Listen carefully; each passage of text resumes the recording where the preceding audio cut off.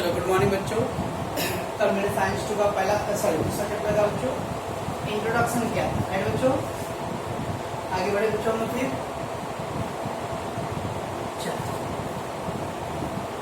First page पे बच्चों हमने कल किया था।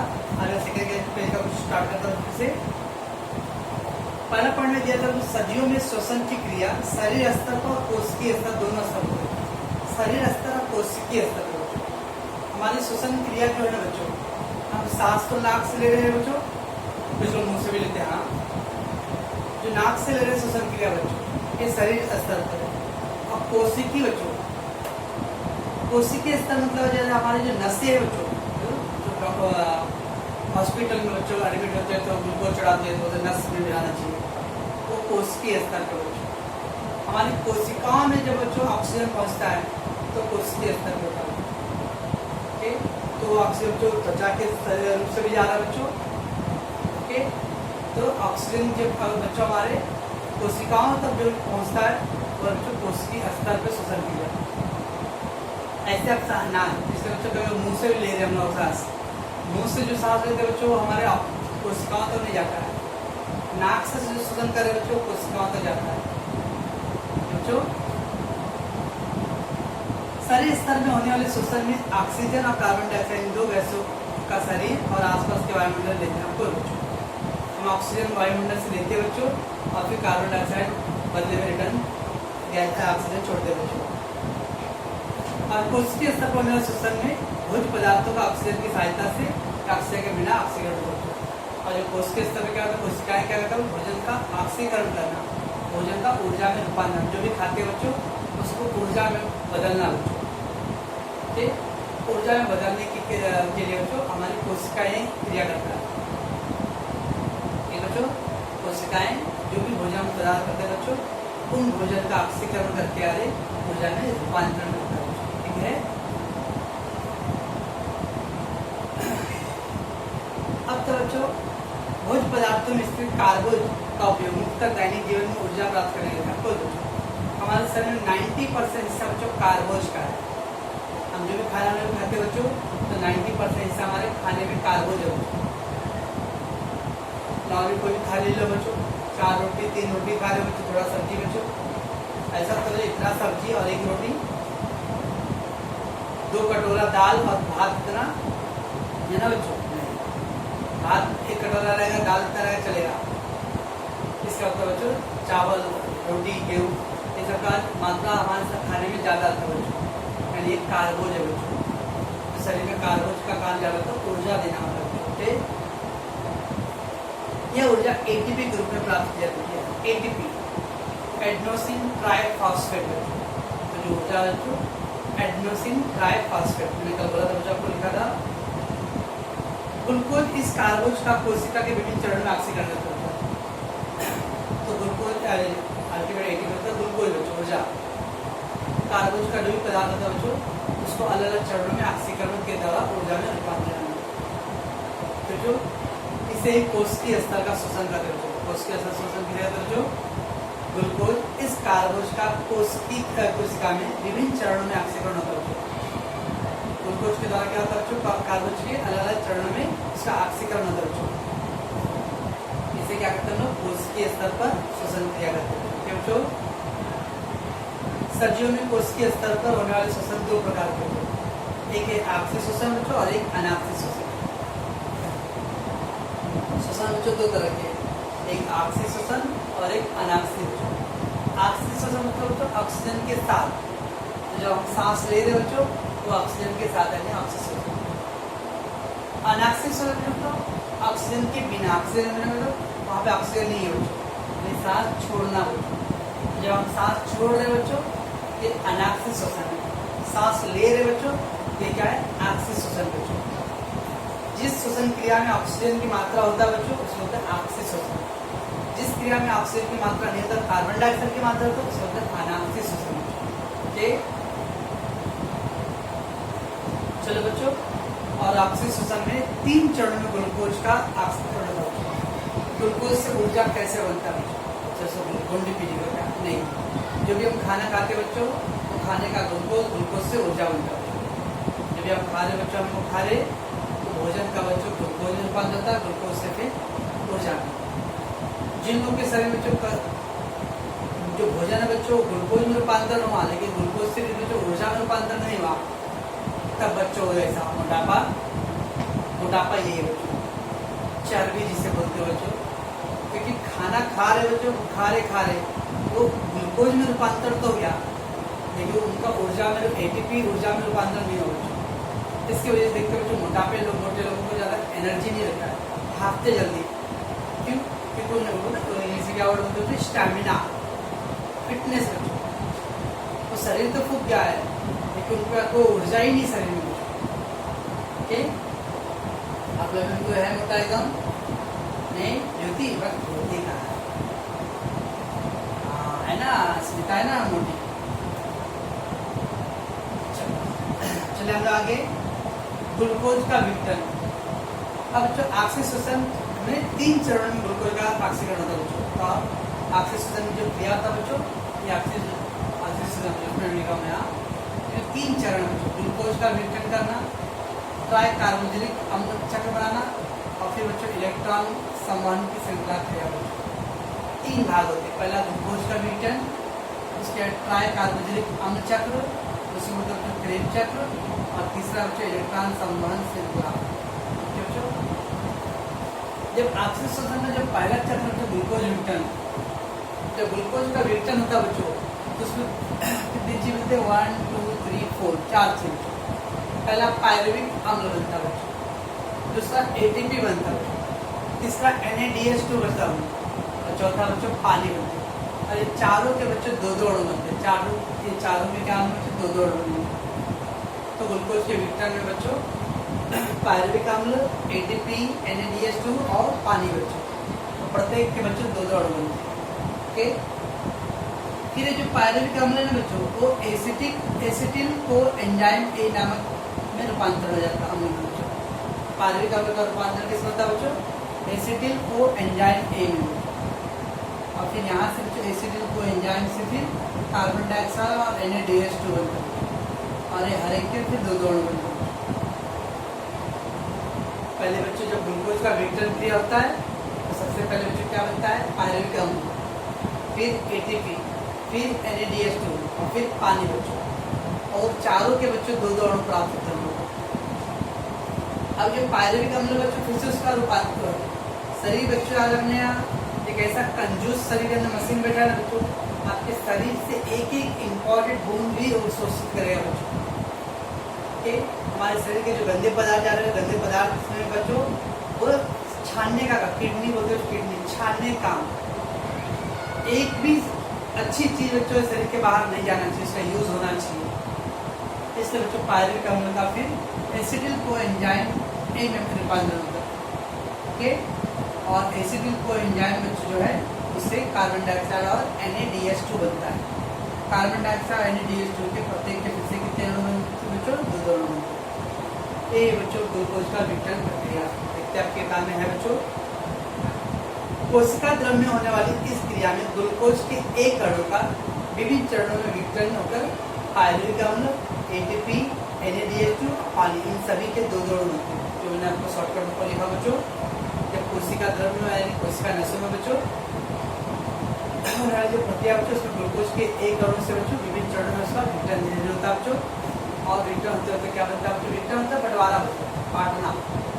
ओके, ग्लूकोज का जो विघटन होता है बच्चों, पहले बनता है पायरुविक अम्ल, फिर बनता है बच्चों ATP, फिर क्या बनता है बच्चों NADH2, फिर क्या बनता है बच्चों पानी बनता है, और हर एक के 2-2 अणु बनते हैं बच्चों। इसके बाद इस प्रक्रिया में निर्माण हुए जो पायरुविक अम्ल है बच्चों, उसके अणु का एसिटिल को एंजाइम अणु में रूपांतरित होता है। ये जो पायरुविक अम्ल है बच्चों, वो किस में बदल जाता है, फिर एसिटिल को एंजाइम ए में रूपांतरित होता है। और इस दौरान क्रिया जब रूपांतरण होता है बच्चों, उस दौरान कार्बन डाइऑक्साइड के 2 अणु और NADH2 के 2 अणु, कार्बन डाइऑक्साइड और NADH2 दोनों के प्रत्येक के 2-2 अणु। ठीक है बच्चों, तो कोशिका द्रव में बच्चों क्या होता है, जब ग्लूकोज का अलग अलग चरणों में इसका जब रूपांतरण होता है बच्चों या विघटन होता है, तो सबसे पहले पायरुविक अम्ल, ATP, NADH2 और पानी, प्रत्येक के 2-2 अणु प्राप्त होते हैं, राइट। ठीक है, इसी प्रक्रिया के दौरान कुछ बाद में क्या होता है, पायरुविक अम्ल का रूपांतरण एसिटिल को एंजाइम ए में हो जाता है। और इस दौरान जब इससे ये बदलता है बच्चों, उसी दौरान क्या मिलता है हमको जो कार्बन डाइऑक्साइड और NaDH2 दोनों के दोनों। ठीक है बच्चों, बराबर चलना आगे। तो मैं अगर बच्चों आपसे एक क्वेश्चन पूछूं कि ग्लूकोज के विघटन में NaDH2 के कितने अणु बनते हैं बच्चों, क्या बताओगे आप? ग्लूकोज के विघटन में NaDH2 के कितने अणु बनते हैं बच्चों? तो बताइए, तो है माइकल सब 2 बनते हैं, 4 बनते हैं। कैसे दे लो, NaDH2 के यहाँ पे 2 अणु बने बच्चों, और फिर एसिटिल को एंजाइम से भी NaDH2 के 2 अणु बना, तो 4 अणु बने बच्चों। ये ग्लूकोज के विघटन में NaDH2 के डैश अणु बनते हैं, 4 अणु बनते हैं। चलो मैं आगे बच्चों, ट्राई कार्बोजेनिक अम्ल चक्र, कार्बोजेनिक अम्ल चक्र को बच्चों क्रेब चक्र बोलते हैं। ओके, इसको प्रोफेसर क्रेब ने सिद्ध किया था, इसलिए प्रोफेसर क्रेब चक्र नाम पड़ेगा। इसमें क्या था बच्चों, जो एसिटिल को एंजाइम होते हैं वो तंतु कणिका का हमारी कोशिका है बच्चों, तंतु कणिका में ट्राई कार्बोजेनिक अम्ल चक्र की प्रक्रिया शुरू करता है। जैसे एसिटिल को एंजाइम में तंतु कणिका पहुंचता है तो ट्राई कार्बोजेनिक अम्ल चक्र का प्रक्रिया शुरू हो जाता है। ओके, और वहाँ से धीरे धीरे ऑक्सीकरण की क्रिया शुरुआत हो जाता है। जब ऑक्सीकरण होता है बच्चों तो कार्बन डाइऑक्साइड, पानी H2O, NaDH2, FADH2 और ATP बनता है बच्चों। ट्राई कार्बोनिक अम्ल जब चक्र शुरू होता है बच्चों, क्या फर्क होता है, उसके ऑक्सीकरण की क्रिया शुरू होती है और फिर हमें carbon dioxide, H2O, NaDH2, FADH2 और ATP प्राप्त होता है बच्चों। ओके, देखते क्या है बच्चों, एसिटिल को एंजाइम के अणु तंतु कणिका में जाते हैं और यहाँ पर ट्राई कार्बोजेनिक अम्ल चक्र शुरू हो जाता है, चक्रीय प्रक्रिया चलाई जाती है। इस प्रक्रिया में एसिटिल को एंजाइम के अणु से एसिटिल का पूरी तरह ऑक्सीकरण होता है। यस, इससे क्या होता है, एसिटिल को एंजाइम है उसका पूरी तरह ऑक्सीकरण हो जाता है और इसके द्वारा में कार्बन डाइऑक्साइड, पानी, NaDH2, FADH2 और ATP के रूप में अणु प्राप्त होते हैं। ठीक है बच्चों, पक्का? ये हो गया बच्चों आपका 2 हो गया। चलो बच्चों आगे मैं तीसरा बच्चों इलेक्ट्रॉन संवहन अभिक्रिया। आगे बच्चों इलेक्ट्रॉन संवहन अभिक्रिया में तंतु कणिका में ही प्रवेश कर शुरू होता है। और जब तंतु कणिका में प्रवेश करता है बच्चों, तो क्या बराबर समझना बच्चों कि तंतु कणिका में बच्चों जब शुरू होता है तो पहले दोनों में बच्चों NaDH2 जितने बने रहेंगे बच्चों, इसमें NaDH2 2 बना था, इसमें NaDH2 2 बना था बच्चों, यानी 4। NaDH2 के प्रत्येक अणु में 3 ATP बनता है बच्चों। NaDH2 के एक अणु से बच्चों 3 ATP बनता है। कितने NaDH2 थे बच्चे यहाँ पे बताओ? 2 यहाँ पे थे, 2 यहाँ पे, 4 हो गए बच्चों, और यहाँ पे 1 है, 5 है। 5 से कितने बनेंगे बच्चों? अगर एक NaDH2 से 3 ATP बनता है, 5 से कितने बनेंगे? 15 बनेंगे। ये दोनों प्रक्रिया में जो भी NaDH2 बना रहेगा बच्चों, वो सारे NaDH2 है बच्चों इलेक्ट्रॉन संवहन अभिक्रिया में शुरुआत आ जाते हैं बच्चों। और यहाँ तंतु कणिका में जो क्रिया शुरू होता है बच्चों, तो हर NaDH प्रत्येक मतलब हर एक NaDH2 से बच्चों 3 ATP बनता है। एक NaDH2 रहेगा तो बच्चों 3 ATP बनेगा। तो एक बार 2 इधर था, फिर 2 इसमें 4 हो गए बच्चों, और सेकेंड वाले में NaDH2 का होगा यानी 5 NaDH2 से कितना बनेगा बच्चों? 15 ATP बनेंगे। ओके, 1 से 3 बचे, 5 से 15। और FADH2 के प्रत्येक अणु से बच्चों 2 ATP बनते हैं। FADH2 यहाँ था बच्चों? नहीं। यहाँ था बच्चों? नहीं। यहाँ था 1, इससे 2 ATP बनेंगे। 15 इससे बनेगी और 2 इससे बनेगी, 17 होंगे। ओके, तो अणु प्राप्त होते हैं बच्चों। इसके अलावा बच्चों ATP और H2O के रूप में भी कुछ प्राप्त होता है बच्चों। इस प्रकार बच्चों ऑक्सीजन में ग्लूकोज का पूर्ण ऑक्सीकरण एंड विघटन होता है बच्चों। एंड फाइनली बच्चों में ऊर्जा प्लस कार्बन डाइऑक्साइड प्लस पानी के अणु प्राप्त होते हैं। ओके, ये था बच्चों इलेक्ट्रॉन संवहन अभिक्रिया। देखते बच्चों क्या है, इलेक्ट्रॉन संवहन अभिक्रिया तंतु कणिका में ही होती है बच्चों।